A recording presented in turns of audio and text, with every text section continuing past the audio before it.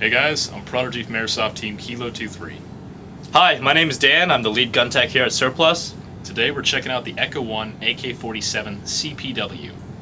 Alright, so we have the Echo 1 AK47 CPW. You can check this out here at Surplus in Woodenville, Washington, or you can go check it out online. A lot of websites carry this gun.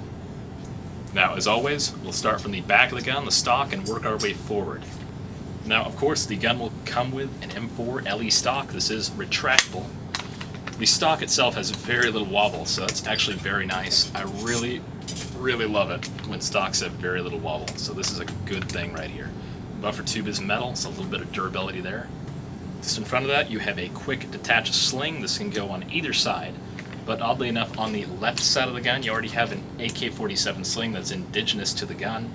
So if you want to have two sling mounts that are about an inch apart from each other on the left side, go for it.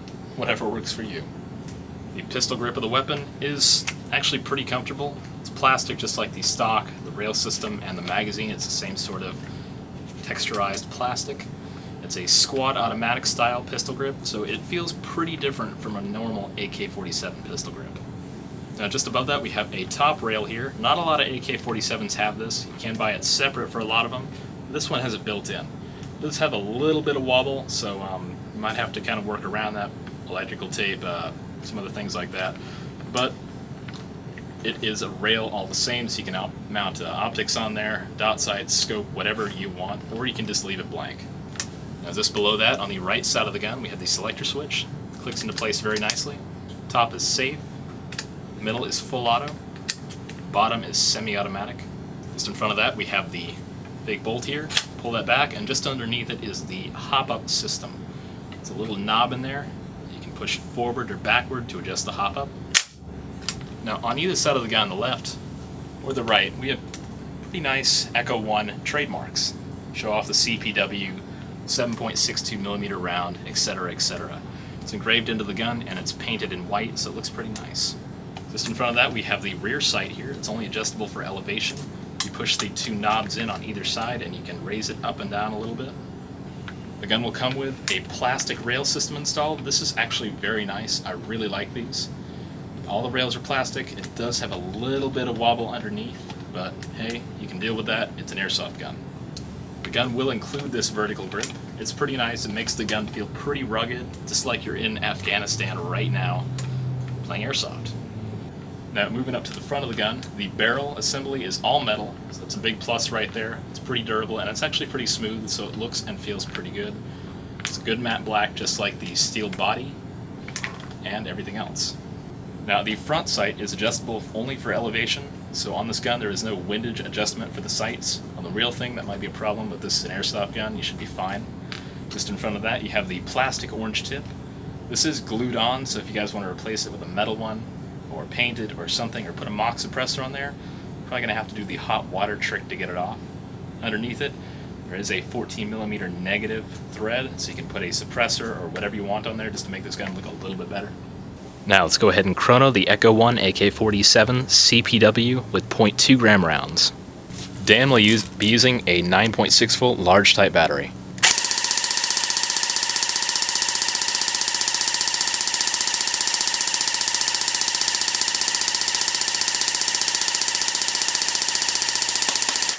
As you can see, the gun chronos about 415 feet per second pretty consistently with 0.2 gram rounds. Now that we've talked about the Echo 1 AK-47 CPW, let's go out back and shoot this gun.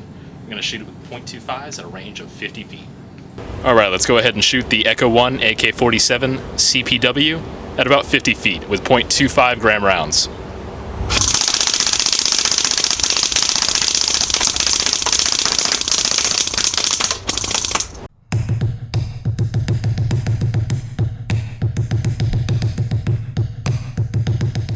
Alright, Dan is just now getting to the gearbox, the Echo 1 AK-47 CPW. Check out what it looks like internally.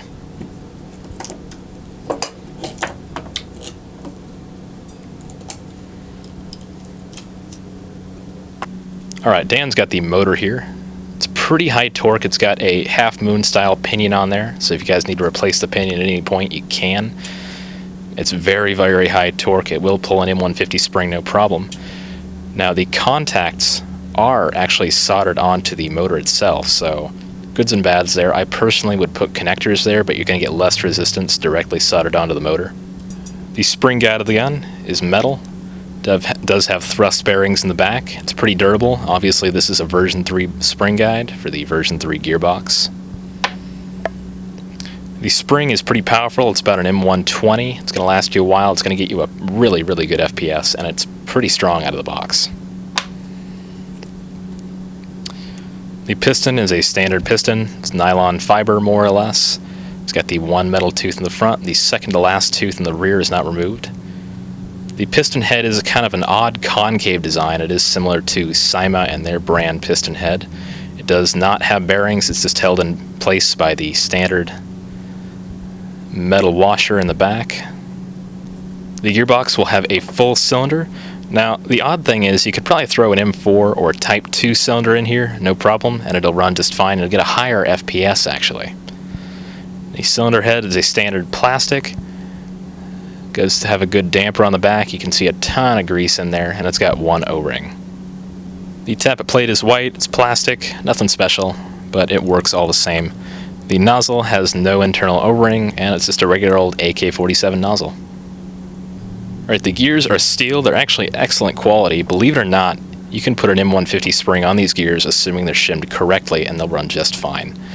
As you can see here, there's a ton of lubricant. It's the toothpaste green Chinese stuff, and it's just awful. It works, but it looks terrible. Also here we have 7mm bearing bushings. Now, these really are not the greatest quality, even though they are a little smoother running. They might just break on you for no apparent reason. So I really recommend you guys switch to 7mm solid bushings. Now the trigger harness on this guy is actually pretty high quality. It actually meshes pretty well with the female contacts there. The male contact is good quality also. This will stand LiPo use for quite a while. Now the gun will come with an odd fuse design. It does kind of have the mini housing, and it does have the miniature cylindrical fuse. Now these are hard to find, and they're kind of annoying to replace, but a plus with this is that it has increased surface contact with the fuse, so you get a better connection and less resistance, so these won't melt or wear down as fast. Now, this is not from the AK. This is a poorer style design of that same fuse assembly. You can compare them here and see how much contact the AK47 version actually has compared to the older version. Big, big difference there, guys. Thanks for watching, guys. I'm Prodigy from Airsoft Team Kilo23. Big thanks to Dan, the head tech here at Surplus in Woodenville, Washington, for giving me a hand with this review.